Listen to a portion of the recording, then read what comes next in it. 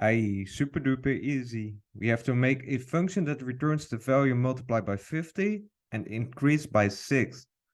But if the value entered is a string, it should return error. Well, let's start with the error handling. How do we know that we are dealing with a string type? Well, we can use the type function for that.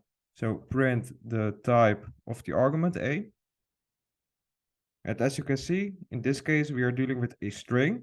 So if we want to return an error message, we should use a conditional. So if the type a is equal to a string, we should return error.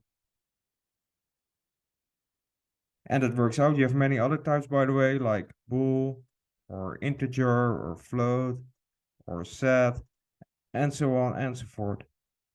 But for now, we only have to filter out strings. In all the other cases, we should return a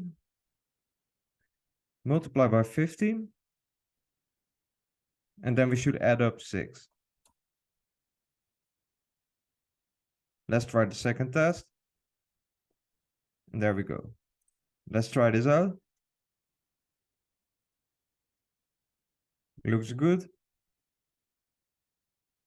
And there we go. I hope this has been useful and I hope to see you in another video.